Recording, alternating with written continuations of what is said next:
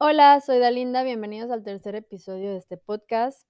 Aún no tiene nombre, pero bueno, hoy hablaremos del fin de la luna de miel y exploraremos cómo racionalizamos los malos comportamientos de nuestro compañero o compañera. Am, Vamos a hacer cortita la introducción, vamos a empezar ya que este es un capítulo que va a ser algo, bueno, más largo que los demás. Veamos, ya veíamos en el capítulo uno y 2 lo que es el bombardeo amoroso y cómo conocemos al príncipe encantador, ¿no? Ahora, la primera advertencia de que el príncipe encantador tiene su lado sombrío suele producirse durante un incidente que parece insignificante. Lo que hace tan desconcertante esta situación para la mujer es que de pronto el encanto de su compañero se convierte en furia y ella se ve sometida a un ataque totalmente desproporcionado. Para Laura, el primer incidente se produjo durante la víspera de Navidad, cuando ella y Bob llevaban 4 meses viviendo juntos. Así lo describe ella. Dice, aquella noche yo estaba envolviendo regalos y él me dijo que se iba a acostar y que quería que le acompañara. Le respondí que me reuniría con él tan pronto como terminara y simplemente se puso hecho una furia. Me dijo que quería que fuera ya. Como esa noche ya habíamos hecho el amor, yo sabía que no me lo pedía por eso, pero jamás lo había visto enojarse de esa manera. De pronto empezó a gritarme tratándome de puta egoísta. Después cerró la puerta del dormitorio dando un portazo tal que todo el departamento se estremeció. Yo me quedé sola, completamente aturdida y sin saber qué pensar. Lo atribuí a las fiestas, a la tensión y cosas semejantes. Laura obviamente estaba tan fascinada con la forma en cómo la hacía sentir Bob durante casi todo el tiempo, que no quería ver el arrebato de cólera de él como una verdadera señal de peligro. Si no hubiera estado tan transportada por sus sentimientos románticos, podría haber tomado distancia durante un momento, lo necesario, para darse cuenta de que Bob tenía un problema con su enojo. Esta fue una información am, Esta fue una información sumamente importancia que tuvo un efecto tremendo sobre la vida de Laura. Pero en vez de interpretar esta explosión colérica como una advertencia de que su amante era capaz de estallidos de intimidación de carácter infantil, Laura buscó una explicación que le restara importancia. Esto se le llama racionalización. Racionalizar es lo que hacemos cuando dejamos de lado la voz de la intuición que interfiere con una situación que de ordinario, que normalmente nos hace sentir bien. Es una manera de hacer aceptable lo inaceptable. Al buscar buenas razones para algo que de no ser por ellas nos haría sufrir, encontramos algún sentido en situaciones desconcertantes e incluso aterradoras. La racionalización es diferente de la ceguera que vimos en el episodio uno y 2. En cuanto al racionalizar, vemos y reconocemos lo que nos choca o desagrada, pero en vez de negar su existencia, le damos un nombre diferente. Aquí voy a hacer una lista de algunas de las expresiones más comunes que decimos para restarle importancia al comportamiento pasado y actual de nuestros compañeros. Por ejemplo, sí, ya sé que estuvo casado 3 veces, pero es que antes nadie lo entendió como yo lo entiendo. Sí, ya sé que ha sufrido varios fracasos comerciales, pero es que tuvo una cantidad de socios deshonestos que, no te imaginas, todos lo timaron, pobrecito. Sí, ya sé que habla pestes de su ex, pero, pues, yo no puedo criticarlo, porque es que sí, ella estaba loca, era totalmente loca, agresiva, egoísta. Sí, ya sé que bebe demasiado, pero es que en este momento está trabajando en un caso muy importante. Ya yo sé que cuando termine lo va a dejar. Sí, verdaderamente me asustó muchísimo al gritarme de esa manera, pero es que en este momento está muy estresado, está sometido a mucha presión. Sí, obviamente se enojó muchísimo cuando yo no estuve de acuerdo con él, pero pues es que a nadie le gusta que lo contradigan, ¿no? Sí, bueno, en realidad no puedo echarle la culpa porque pierda los estribos tan fácilmente. Es que ha tenido una niñez una infancia muy fea. Cualquier mujer que ante un comportamiento de este tipo de arrebatos coléricos o estallidos de violencia dice, sí, él lo hizo, pero fue solo porque está racionalizando. No hay nadie que sea invariablemente agradable. no somos moneditas de oro y no somos nadie está de buen humor todo el tiempo, pues. Eso es algo que no debemos esperar ni de nosotros mismos ni de los demás. Y naturalmente, hay ocasiones en que es necesario que nos mostremos comprensivos y aceptemos que alguien a quien amamos está en una situación de estrés o es especialmente sensible a ciertos problemas.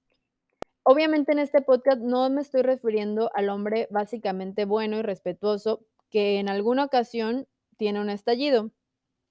Porque ese hombre después va a asumir la responsabilidad de sus actos y sentirá auténtico remordimiento por haber descargado sus frustraciones sobre algún ser querido. Aquí hablamos del misógino. El misógino actúa de modo diferente. Él no sentirá remordimiento alguno por sus excesos de cólera. Además, su compañera se encontrará a sí misma cada vez con mayor frecuencia justificando y tratando de hallar explicación a sus desagradables estallidos. La racionalización es una reacción muy humana que no indica necesariamente un problema grave, pero empieza a hacerlo cuando con regularidad una se descubre disculpando un comportamiento inaceptable de su compañero. A medida que los estallidos de él se vuelvan más frecuentes, tú tendrás cada vez más necesidad de racionalizar para poder seguir soportando la situación. Obviamente, si los misóginos se la pasaran todo el tiempo encabronados o criticándonos, pues las racionalizaciones no le durarían mucho tiempo a ninguna mujer.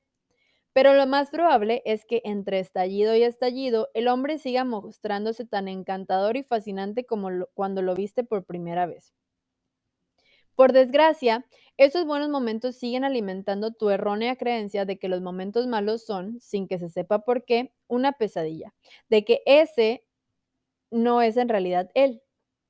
O sea, la persona que se endiabla, ese no es la persona de la que me enamoré. O sea, está así por alguna causa externa, pero él no es así.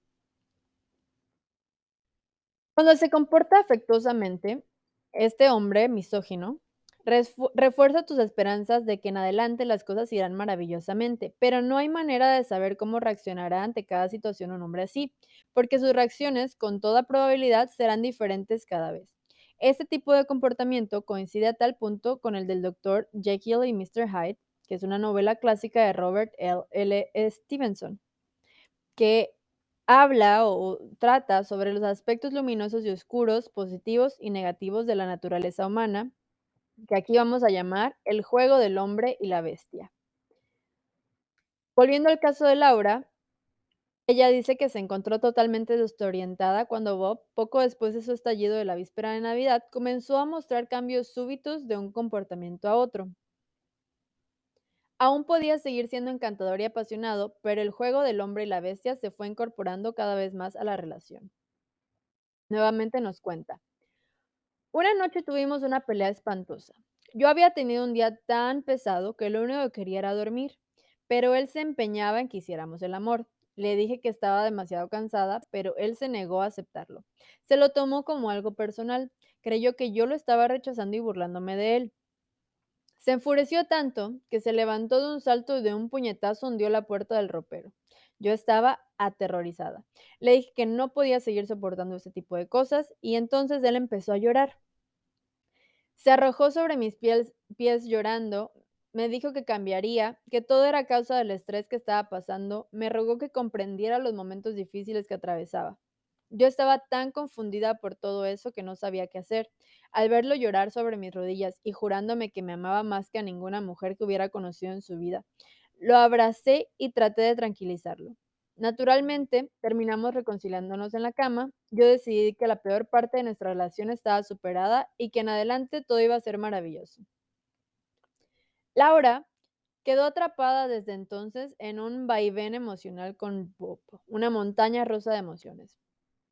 Como una pelota de tenis entre los dos jugadores, saltaba continuamente del comportamiento bondadoso de él a sus impredecibles estallidos de furia.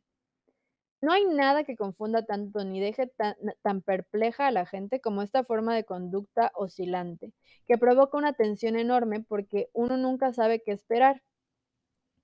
Es algo muy parecido al modelo de conducta de los adictos a los juegos de azar, y ya veíamos en los capítulos anteriores, mencioné que normalmente cuando termina ese tipo de relación no se trata como, ay, nuevamente se me fue la palabra, como cuando muere alguien, sino normalmente las relaciones normales terminan y, bueno, se tratan psicológicamente como la pérdida de un ser querido, como cuando alguien fallece. Sin embargo, este tipo de relaciones se tratan como rehabilitación. Y bueno, aquí lo que estoy diciendo es que es muy parecido al modelo de conducta de los adictos a los juegos de azar. Algunas veces consiguen lo que quieren, pero la mayoría de las veces no. Su nivel de ansiedad alcanza alturas increíbles, pero la promesa de que ahora sí van a ganar, de que van a llevarse, sí van a ganar, los mantiene enganchados de las máquinas tragamonedas o pegados a los tapetes verdes de la ruleta rusa y todas las cosas de los casinos. De manera similar a esto, el comportamiento afectuoso de Bob mantenía a Laura en la seguridad de que sus reacciones violentas eran pasajeras, de que ese no era realmente él. La dualidad de sus acciones y las fuentes cambiantes de su cólera eran el gancho que la mantenía atrapada. Hasta ahora solo hemos prestado atención al comportamiento del misógino, pero llegados a este punto, la participación de la mujer se convierte en un elemento decisivo. Con una vez que ella acepte un ataque a su autoestima y permita que la insulten, ya ha abierto la puerta a futuros ataques. Vamos a comparar el comportamiento de Laura con el comportamiento de Katy, otra mujer que tuvo una experiencia con un hombre así. Ella nos dice, tuve una experiencia con un hombre con quien me fui de vacaciones.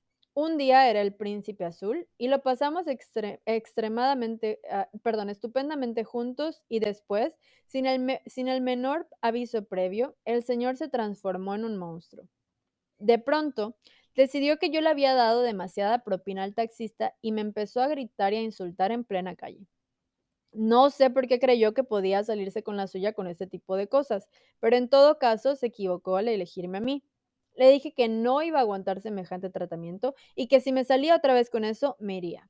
Bueno, pues entonces se pasó 1 o 2 días hecho un amor, pero después volvió a empezar y ¿qué hice? Pues me fui. Obviamente, a diferencia de Katy, Laura estaba de hecho demostrándole a Bob la cantidad de insultos que ella era capaz de tolerar. Las disculpas y protestas de él la apaciguaban, la calmaban, y Laura veía en ellas expresiones de auténtico remordimiento. Es muy probable que en estos momentos él lo sintiera. Si en lo sucesivo el comportamiento de Bob hubiera estado de acuerdo con sus disculpas, no habría habido ningún problema. Pero el problema era obviamente que sus remordimientos no duraban más que el tiempo necesario para que Laura volviese a morder el anzuelo y entonces ya estaba dada la seguridad de un nuevo estallido. Una vez que has aceptado el juego del hombre y la bestia, el paso de la agresión a las disculpas, de la cólera a la seducción, ya estás en camino hacia una etapa aún más dolorosa. Esa etapa se basa en el razonamiento siguiente. Si él tiene la capacidad de ser tan encantador, entonces la causa de que las cosas vayan tan mal tiene que ser algo que yo hago. El misógino refuerza esta creencia recordándote que él sería siempre un encanto si tú dejaras de hacer esto o modificaras lo otro o fueras un poquitín más así o menos asá. Y esta es una manera de pensar muy peligrosa. Este nuevo intento de hallar algún sentido a la confusión en que se encuentran tus relaciones representa un salto gigantesco en la dirección errónea. De reconocer que el comportamiento de tu compañero tiene aspectos inquietantes, has pasado ya al intento de justificarlos o explicártelos. Y ahora pasas a internalizar y aceptar tú la responsabilidad de la forma en la que él actúa. De nuevo el testimonio de Laura.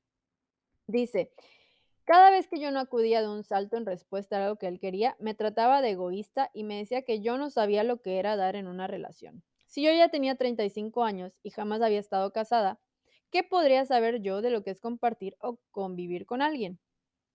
Él, que sí había estado casado, sabía bien todo esto. Yo me imaginaba que tal vez tuviera razón. Quizá yo fuera egoísta. Y entonces empecé a dudar de mí misma. Bob obviamente desplazaba la culpa sobre Laura, atacándola en los puntos que él conocía como más vulnerables. No todos los misóginos recurren a las ásperas críticas de Bob. Hay quienes expresan su decepción de maneras más calmas y sutiles, pero no por eso menos devastadoras. Entonces, en este punto, Las víctimas reconocen cierta coherencia en la violencia psicológica de sus respectivos compañeros, asumiendo ellas mismas la culpa. Nos convencemos de que si pudiéramos encontrar esa fórmula mágica, ese comportamiento o esa actitud que pudiera complacer a nuestra pareja, entonces podríamos conseguir que nos trataran mejor.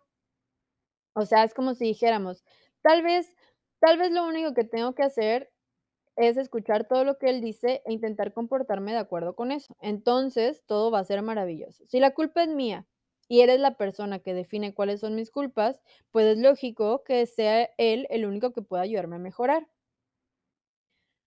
Lamentablemente, las señales del misógino son siempre cambiantes. Lo que le agrada un día puede no agradarle al siguiente. No hay manera de saber qué puede prenderlo en llamas. No hay manera de saber qué lo va a hacer enfurecer hoy. Y el empeño de encontrar cuál es la manera de agradable puede llegar a convertirse en el rasgo dominante de tu vida, lo cual es muy triste. Cuando una luna de miel se acaba la pareja. No es que uno de los 2 se quede para siempre en las cataratas del Niágara mientras el otro se va a casa. Es decir, que en tanto la mujer se ha estado sintiendo perpleja y desorientada por los cambios producidos en la relación, su compañero también ha experimentado una desilusión a su modo. Vamos a ver por qué él es el desilusionado. Am, ¿Por qué? Porque al haberla idealizado tanto al comienzo, es inevitable que se decepcione. Laura también recordaba, dice: "Bob me decía que si a él le pidieran que hiciese un diseño de una mujer perfecta, me dibujaría a mí sin quitar ni añadir nada. Yo era simplemente perfecta sin el menor fallo". Para ella, la idealización que Bob hacía de ella era algo maravilloso y emocionante. Resulta fácil porque no reconoció el riesgo potencial. A todos nos gusta que nos idealicen y que nos vean como seres perfectos. Pero el hecho es que Bob no veía en ella a un ser humano con los mismos defectos, fallos, inconvenientes que tenemos todos. En cambio, estaba deidificándola. Ella era su diosa y naturalmente esperaba que lo fuera sin ningún momento de pausa.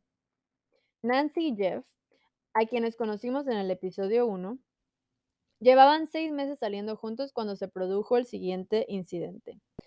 Ella nos cuenta: pasamos una velada hermosísima asistiendo a un concierto. Cuando terminó, seguimos sentados esperando que se despejaran los pasillos. Cuando me levanté, él me preguntó que qué prisa me corría y después se puso furioso conmigo. Me dijo a gritos que saldríamos cuando él dijera, y me acusó de impaciente. Estaba muy furioso. Yo no podía entender por qué. Después salió a grandes zancadas delante de mí y se fue al coche, y no se le pasaba. La tuvo tomada conmigo durante todo el viaje de regreso. Fue horrible y yo no sabía qué hacer. Imaginé que debía de haber hecho algo muy malo porque nadie se pone así por nada. Error. El misógino sí puede enfurecerse muchísimo por casi nada. Los acontecimientos más insignificantes provocan un estallido porque los exagera, haciendo una montaña de un grano de arena. Es posible que a la mujer se le haya olvidado pasar por la tintorería, que le hayan traído que se le hayan quemado un poco las tortillas, las tostadas, o que se haya acabado el papel, del baño, ¿no? Que se le haya olvidado cambiar el rollo. Yo en este momento recuerdo 2 veces, una vez por cosas de él, a él se le olvidó su cartera una vez que salimos a comer. Bueno, era mi culpa, fue mi culpa porque yo no lo ayudaba. Y en otra ocasión salió él a recoger una camisa que había llevado al sastre, y bueno, no lo dejaron entrar al sastre porque se le olvidó su cubrebocas. También en ese momento me empezaron a llegar mensajes en la mañana insultándome porque, pues, yo no lo ayudé a arreglarse y por eso a él se le olvidó el cubrebocas. Cuando, bueno, en mi cabeza yo decía, bueno, o sea, en lugar de perder el tiempo, culpándome a mí, ¿por qué no simplemente vas a una tienda, compras un cubrebocas y listo, no? Pero bueno, ahí fue una hora de pelea. El misógino trata cualquiera de estos incidentes como si fueran un delito de Estado. El hecho de que Nancy se levantara primero al terminar el concierto fue todo lo que necesitó Jeff para que su furia contra ella se desatara. Pero Nancy hizo lo contrario de exagerar. O sea, él exageró y Nancy no exageró. Ella le restó importancia al episodio. Aceptó el ataque de irracionalidad de Jeff y no lo responsabilizó por él. La paradoja reside en que al tiempo que él estallaba por un acto inocente de Nancy, ella asumía toda la culpa y no reconocía para nada la de él. Nancy cuenta que Jeff estaba siempre repitiéndolo en términos inequívocos que ella estaba echando a perder la relación de ambos. Le decía que estaba decepcionado que ella no era lo que él había creído, que se sentía estafado. ¿Dónde estaba la mujer perfecta de quien se había enamorado? Ay, bueno, el misógino espera que su pareja sepa lo que él piensa o siente sin necesidad de decírselo. Espera que ella, sin que se sepa cómo, se anticipe a todas sus necesidades y que satisfacerlas se constituya en la prioridad número uno de su vida. Su mujer o amante tiene que saber sus deseos sin que él se los diga. Una de las pruebas de amor que debe dar es su capacidad de leerle el pensamiento. Por eso es muy común que esas personas digan cosas como, si me amaras de verdad, habrías sabido lo que estaba pensando.